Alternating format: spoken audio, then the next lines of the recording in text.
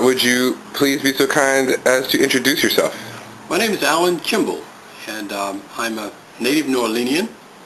I'm 62 years old, and looking good, man. Looking good. Well, thank you. I work real hard at it. I left New Orleans in 1969 to go off into the Vietnam War. Huh. And after that, I traveled the United States and lived in Asia for 8 years. 2 years ago, I came back to help rebuild my city, and here I am. So, would you tell us a little bit about what the rebuilding process has been like, both the positive and negative elements of it? There has been no rebuilding process. Right now we're in the lower Ninth Ward. There's also an area called New Orleans East, and there's been virtually no rebuilding done. The only rebuilding that has been done by droves of volunteers who've come through from church groups and university groups. But the monies that came through the federal government have been held up, and they've not been using them on this particular area of the city, nor on the New Orleans East. The more affluent areas, the Garden District, the Central Business District, those places have received some of the monies, but not this location. And ironically, we're only about 2 miles from the breach, where the breach actually happened. So why is the money not getting, I mean, because, you know, I've been kind of walking around the last couple of days, and this whole situation is kind of blowing my mind. There's like abandoned house after abandoned house after abandoned house, lot after lot. Why isn't there any effort going into revitalizing these communities?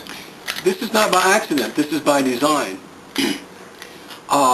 Immediately after the flood happened, there were very powerful people from the city who met in Dallas, Texas, and they were planning the new New Orleans.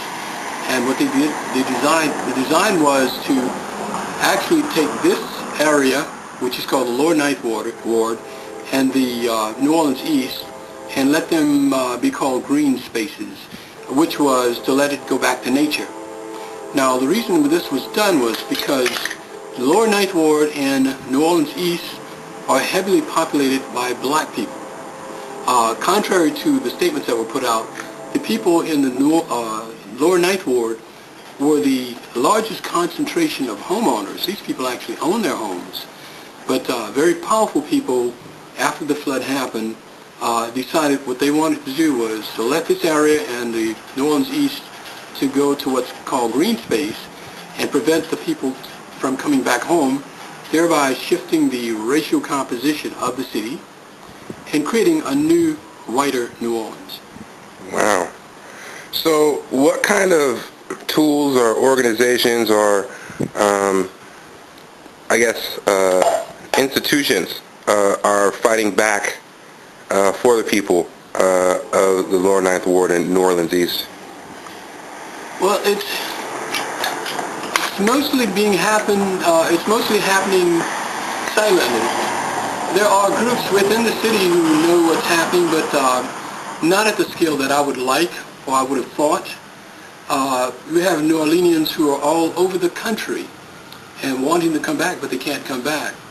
There are institutional things that are put in place to prevent these people from coming back. It's been one of my great disappointments that we've not had a groundswell of people all around the country to help displaced New Orleanians get back into their homes. We see these catastrophes around the world, and one of the main reasons or purposes of strategies is to stabilize the situation once the emergency is over, to get the people back into their homes. But we didn't see that here in the city of New Orleans, and it's very disappointing to me because the fundamental right of a people is to go back to their homes.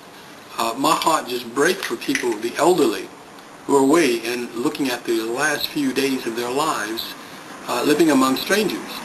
I can tell you, as a 62-year-old person, I still consider myself young, but the older you get, when you get near your last few days, the more you want to be around the familiar. No one wants to die among strangers. And we have thousands of New Orleanians who are all around the country and are not able to get back because of walls that have been put up to keep them from being able to come back. and it's sad. So, what can a person in New Orleans or elsewhere do if they want to stand in solidarity with the people who are not being allowed to come back to their homes? Ask questions, pose questions, do research. We've got a new mayor coming in, and one of the questions I'm going to put forth is, you have a lot of your citizens that are still not here. There should be a census. Where are your missing citizens? A lot of properties are here. They're empty. Where are your citizens? These questions need to be asked, and then they should be researched. And these people should be found. It's easy to find them. Most of them have jobs. Check with the IRS. You know where they are. Get in touch with them. Find out why they haven't come home. Create circumstances for these people to come home. An irony is that there are a lot of efforts in this city to attract young white couples into the city to help rebuild the city.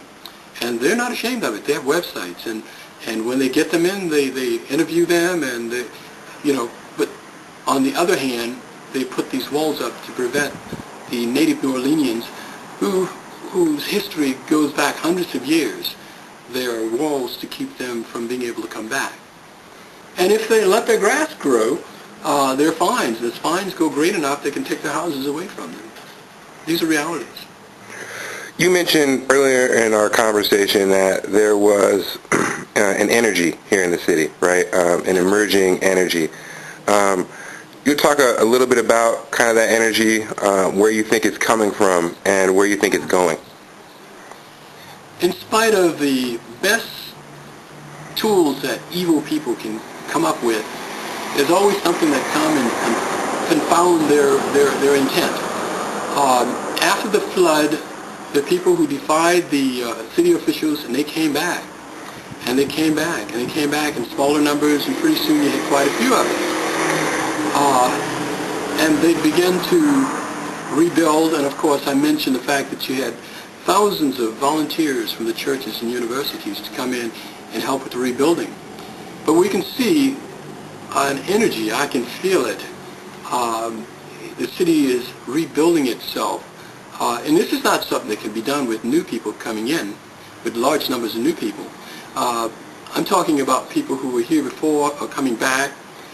And I don't want to devalue, the contributions of the new people that are coming in to become part of the new story. As a matter of fact, the Hispanics who were invited here because of cheap labor are now a part of the new New Orleans, and which was an irony, because one of the first things George Bush did was to dismantle the Davis-Bacon law. And that Davis-Bacon law was a law that insisted that when federal monies were being spent, that fair salaries would have to be paid. So George Bush disallowed that and created the circumstances for people to come here and work for literally nothing. A lot of those people were really taken advantage of. It was a sad story. But I'm not begrudging to any of the Hispanics, because they're here and now they're part of the city. They're our neighbors. Right. Any sort of final words or thoughts for the people of the world? Yes. I would say that you need to ask questions. You need to ask questions about the levee and the failure of the levee.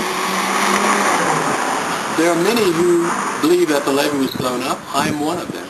And it's not the first time. It happened in 1927. The levee failed again in 1965, I think, Hurricane Betsy.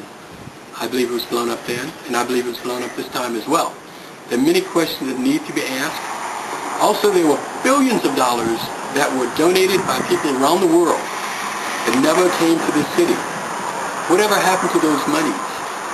One of the problems with the monies that were sent to New Orleans by the federal government, rather sent here by the federal government, was they sent it to the state of Louisiana. And the state of Louisiana did not release those monies to the city of New Orleans.